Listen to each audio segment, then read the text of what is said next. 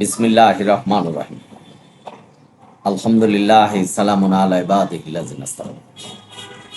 প্রিয় দর্শক শ্রোতা, দেশে এবং প্রবাসে যেখান থেকে এই মুহূর্তে ভিডিও দেখছেন, সকলকে সালাম জানাচ্ছি। সালামুন আলাইকুম।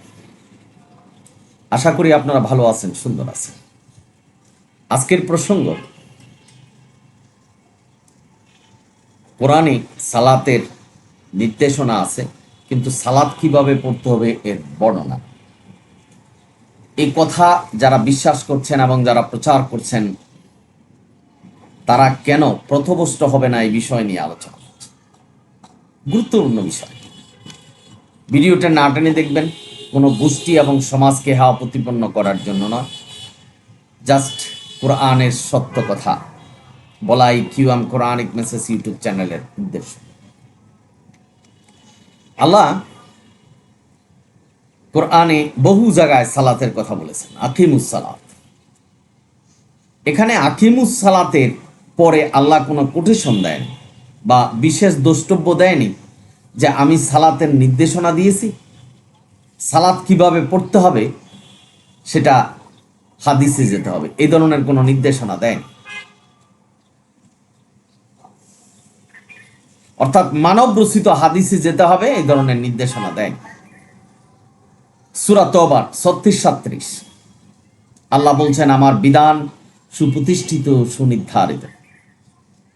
এর পরিবর্তন করার অনুমতি আল্লাহ কাউকে দেয়নি।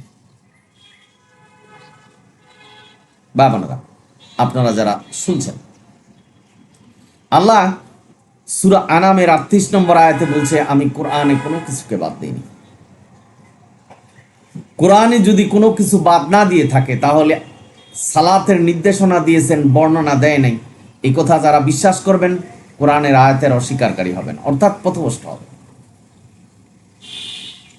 আল্লাহ সূরা আনামের 153 নম্বর আয়াত এবং সূরা ইউসুফের 40 নম্বর আয়াতে বলেছেন শুধু কোরআনই মানতে হবে। যদি কেউ বলেন যে সালাতের নির্দেশনা আছে, সালাত কিভাবে পড়তে হবে সেটা মানবরচিত হাদিসে যেতে হবে, তাহলে পথভ্রষ্ট হবেন। কারণ হলো এই আয়াতগুলির অস্বীকারী হবেন। আল্লাহ সূরা ইউনূসের 59 নম্বর আয়াতে বলছেন, আমি যা হালাল করেছি তা হারাম, যা হারাম করেছি তা হালাল করার অনুমতি কাউকে দেওয়া হয়নি।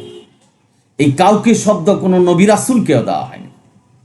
এখানে সুস্পষ্ট প্রমাণ যে সালাতের বর্ণনা কোরআনে নেই। এই কথা যদি কেউ বিশ্বাস করে, কোরআনের আয়াতের অস্বীকারী হয়ে পথভ্রষ্ট হয়। আপনারা যারা শুনছেন, সালামুন আলা মুহাম্মদকে আল্লাহ কোরআন শিক্ষা দিয়েছে। কোরআন কি? ওহীর সমষ্টি। আল্লাহ যত ওহী পাঠিয়েছেন সমস্ত কিছুই কোরআনে আছে। একটা বিষয় বললেই সব কিছু বুঝতে পারবেন। সালামুন আলা মুহাম্মদকে আল্লাহ নির্দেশনা দিয়েছেন যে তোমার ঘরে তোমার সাহাবীরা বিনা অনুমতিতে ঢুকতে পারবে না। আল্লাহ নির্দেশনা দিয়েছেন নবীর স্ত্রীদেরকে যে নবীর মৃত্যুর পরে তোমরা অন্যত্র বিবাহ বসতে পারবে না, এই শর্তেই বিবাহ করতে হবে নবীকে। নবীর পালিত পুত্র জায়েদের তালাকপ্রাপ্ত স্ত্রীকে নবী বিবাহ করতে পারবেন, এই নির্দেশনা দিয়েছেন। আর অনেক নির্দেশনা দিয়েছেন যেটা শুধু নবীকে জানিয়ে দিলে পারতেন, সেটাও কোরআনে লিপিবদ্ধ। তার মানে হাদিস যদি আল্লাহর কাছ থেকে আসতো, এটা যদি আল্লাহর বিধান হতো এবং আল্লাহর ওহী হতেন, তাহলে সেটাও কোরআনের মধ্যে লিপিবদ্ধ থাকতেন। বাবারা, আপনারা যারা শুনছেন, সুতরাং সালাতের নির্দেশনা আছে, সালাত কিভাবে পড়বে এর নির্দেশনা নেই, এর বর্ণনা নেই, এই কথা বিশ্বাস করলেই কোরআনের আয়াতের অস্বীকারী হবেন। আল্লাহ সূরা মায়দায় বলছে, কোরআন পূর্ণাঙ্গ কিতাব। পূর্ণাঙ্গ শব্দ বুঝতে হলে আমাদের কোনো মুফতির কাছে যেতে হবে না, কোনো দার্শনিক কবি সাহিত্যিকের কাছে যেতে হবে না। পূর্ণাঙ্গ মানে পূর্ণাঙ্গ। সুতরাং আল্লাহ এমন নয় যে একটা বিধান আল্লাহ দিয়েছেন, সেটার বর্ণনা মানুষ দিবে, বা কিভাবে এই বিধান অনুসরণ করতে হবে সেইটা মানুষ দিবে। আল্লাহ এই অপূর্ণাঙ্গ আয়াত নাজিল করেননি। আল্লাহ যত আয়াত পাঠিয়েছেন সবগুলির পুঙ্খানুপুঙ্খানু ব্যাখ্যা করে আমাদের কাছে পাঠিয়েছেন। উপর্যুপরি নবী রাসূলদেরকে পাঠিয়েছেন। আল্লাহ নবীকে এবং তার আল্লাহর ফেরেশতারা নবীকে ওহীর শিক্ষা দিতেন, আর ওহীর মধ্যেই সালাতের বর্ণনা, অর্থাৎ সালাত কিভাবে পড়তে হবে সেটা আছে। সূরা কাহাফের 27 নম্বর আয়াতে আল্লাহ বলছেন, তুমি কোরআন থেকে পাঠ করো। এই যে কোরআন থেকে পাঠ করো, এটার অর্থ হলো যে শুধু কোরআনই মানো, কোরআনের নির্দেশনা মানো, কোরআনের একটা অক্ষর পরিবর্তন করার কেউ নেই, আল্লাহ বলে দিয়েছেন। সুতরাং নবী সহ কোনো মানুষ আল্লাহর সৃষ্টি কেহই আল্লাহর বিধানকে পরিবর্তন করতে পারবে না। সবচেয়ে বড় উদাহরণ হলো সূরা হাজের 71 নম্বর আয়াত। আল্লাহ বলছেন, যার সনদ নেই, যার দলিল নেই, এই ধরনের কোনো ইবাদত করা যাবে না, এই ধরনের কোনো বিধান মানা যাবে না। বাবারা, সুতরাং আপনারা দেখবেন যে আজকের সমাজে যে প্রচলিত সালাত কায়েম করছেন বা পড়ছেন, সেটা আবু হানিফার মতে। আবু হানিফা কোনো নবী নয়, আবু হানিফার কাছে কোনো ওহী এসেছে কোরআন নির্দেশনা দেয়।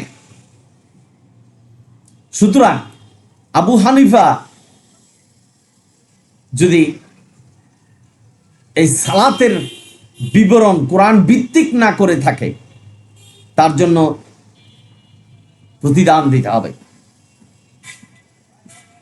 ভাই বোনেরা, আপনারা যারা শুনছেন, সুতরাং কোরআনে সুস্পষ্ট হাত কোথায় বাঁধতে হবে, তাকবীর দিতে হবে, সেজদা করতে হবে, রুকু করতে হবে, প্রত্যেকটা আয়াতের মধ্যে সুস্পষ্টভাবে বর্ণনা করেছেন।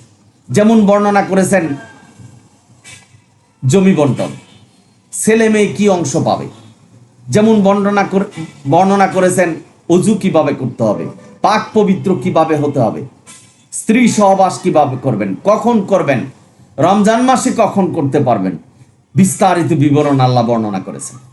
তার মানে আপনি যদি বলেন যে সালাতের নির্দেশনা আছে, সালাত কিভাবে পড়তে হবে এই নির্দেশনা দেয়নি, তাহলে আপনি প্রথমষ্ট হবেন কোরআনের আয়াতের অস্বীকারী হয়ে।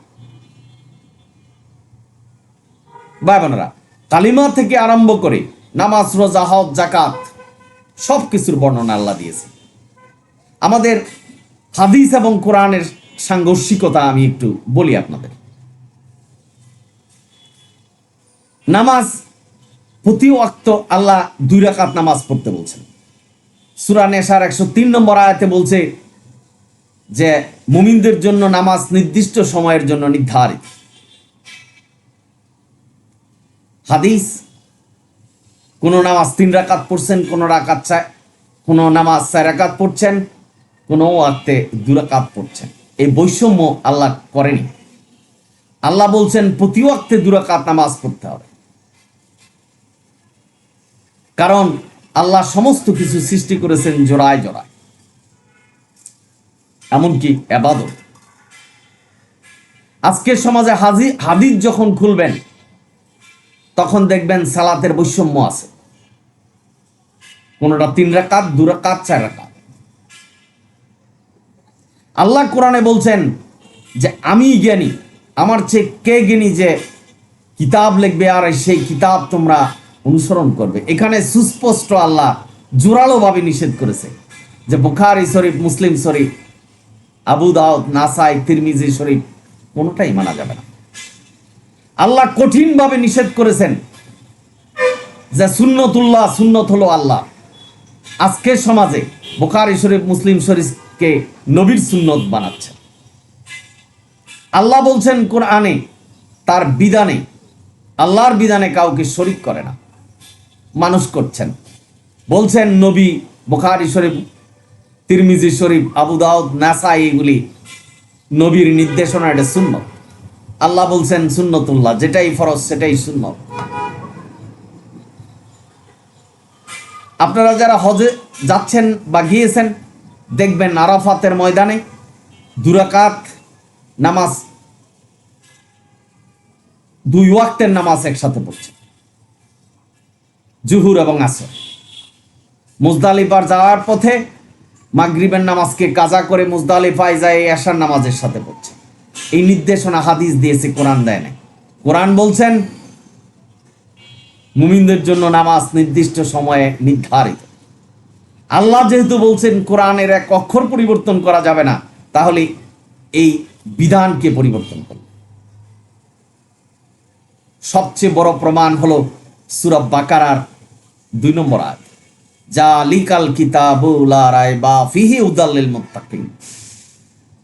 আল্লাহ বলছেন এই কিতাব তোমার রবের কাছ থেকে এসেছে, এই কোরআন তোমার রবের কাছ থেকে এসেছে, এটার কোনো ভুল নেই, কোনো সন্দেহ নেই। মুমিনদের জন্য এটাই নির্দেশনা। আল্লাহ বলছেন কোরআনই নির্দেশনা। আর মানুষ যদি বলে থাকে যে কোরআনে সালাতের বর্ণনা নির্দেশনা আছে, কিন্তু সালাত কিভাবে পড়তে হবে এর বর্ণনা নেই, সাথে সাথে পথভ্রষ্ট হবেন, কারণ কোরআনের আয়াতের অস্বীকারী হবে। কোরআনকে আল্লাহ পূর্ণাঙ্গ বলেছেন, কোরআন দিয়ে আমাদের ধর্মকে পূর্ণাঙ্গ করেছেন, কোরআনই আমাদের বিধান। আল্লাহ বলছেন এই কোরআনই মানতে হবে, ইন্না হাযাল কোরআনই মানতে হবে। সবচেয়ে বড় উদাহরণ হলো আল্লাহ বলছেন কুতিলাল খাররাসুন, তোমরা ধ্বংস হয়ে যাবে যদি অনুমান ভিত্তিক কোনো ইবাদত করো। সুতরাং অনুমান ভিত্তিক কোনো কথা বলা যাবে না। যে কোরআনে সালাতের নির্দেশনা আছে আকিমুস সালাত, কিন্তু সালাত কিভাবে পড়তে হবে এর বর্ণনা কোরআনে নেই। কোন কোন ওয়াজ মাহফিলে শুনতে পাবেন যে কোরআনে তো সালাত কিভাবে পড়তে হবে এর নির্দেশনা নেই, সুতরাং হাদিসে যেতে হবে। মানুষের মুখে মুখে আজকে এই কথা, কিন্তু তারা যে জেনে এবং না জেনে পথভ্রষ্ট হচ্ছেন, এই বিষয়টাই পরিষ্কার করার জন্য আজকের ভিডিও। ভাই বোনেরা, আপনারা যারা শুনছেন, সুতরাং কোরআনে সব কিছু আছে। সূরা আনামের 38 নম্বর আয়াত, আল্লাহ বলছেন আমি কোনো কিছুকে বাদ দেই। আল্লাহ বলছেন এই বিশ্ব ব্রহ্মাণ্ড যা বেদ আছে সমস্ত কিছু কোরআনে আছে। এই আয়াতের অস্বীকারী হবেন যখনই বলবেন যে সালাতের নির্দেশনা আছে, সালাত কিভাবে পড়তে হবে এটা কোরআন বলেনি। আল্লাহ কোনো পূর্ণাঙ্গ আয়াত নাজিল করেনি, আল্লাহ সম্পূর্ণভাবে ব্যাখ্যা করে আমাদের কাছে পাঠিয়েছেন। কোনো ব্যাখ্যার প্রয়োজন নেই, কোরআনই আমাদের সামনে, কোরআনই ব্যাখ্যা। আজকে মোল্লারা আমাদেরকে ভুল বুঝাচ্ছেন যে হাদিস ছাড়া কোরআনের একটা আয়াতও বুঝার ক্ষমতা নেই। আপনারা শুনে থাকবেন, সব কিছু কোরআনে পাবেন।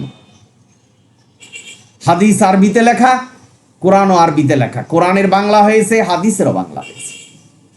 আজকে দেখবেন এই হাদিস কোরআনের সাথে সাংঘর্ষিক, অথচ যারা রাবি, যারা হাদিস লিখে গেছেন, যারা কবি, যারা লেখক, তারা বলে গেছেন আমার হাদিস সংগ্রহে যদি কোনো কোরআনের সাথে সাংঘর্ষিক কোনো কিছু থাকে সেটাকে ছুঁড়ে ফেলো।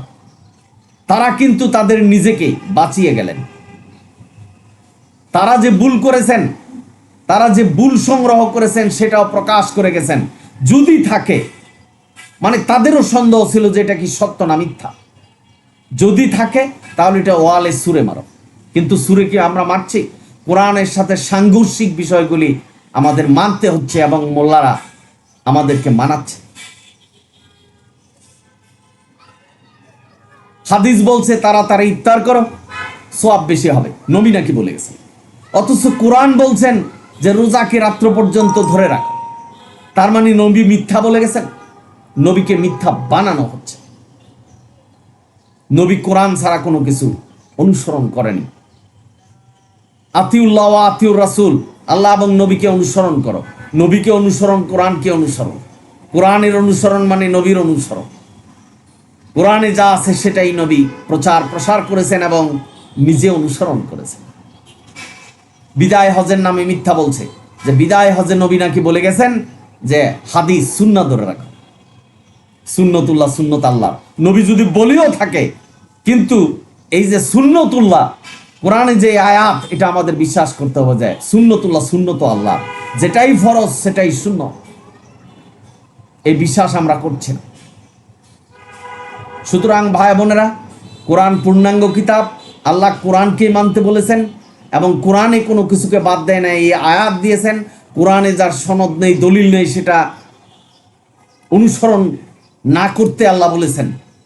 কোরআন ব্যতি রেখে অন্য কোনো কিতাব মানতে আল্লাহ নিষেধ করেছেন, যেটা সূরা নেসার 87 নম্বর আয়াত। আল্লাহ বলছেন আমিই জ্ঞানী, আমিই কিতাব লিখেছি, সেটাই তোমরা অনুসরণ করবে।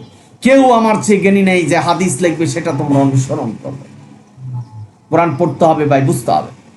সুতরাং আপনারা যারা কোরআনের সাথে সাংঘর্ষিক হাদিসগুলি মানছেন, কোরআনের সাথে সাংঘর্ষিক ইবাদত করছেন, অনুমান ভিত্তিক ইবাদত করছেন, এবং যারা বিশ্বাস করছেন যে সালাতের নির্দেশনা কোরআনে আছে, কিন্তু সালাত কিভাবে পড়তে হবে তার বর্ণনা নেই, তারা পথভ্রষ্ট হবেন।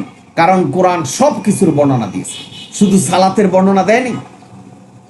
এই বিশ্বাস আপনারা করবেন না যে নামাজের বর্ণনা আল্লাহ কোরআনে দেয়নি। আপনারা সকলেই ভালো থাকুন, সুন্দর থাকুন। ভিডিও যদি ভালো লাগে সাবস্ক্রাইব এবং শেয়ার করবেন। অনিল হামদুলিল্লাহ রাব্বিল আলামিন। সালামুন আলাইকুম।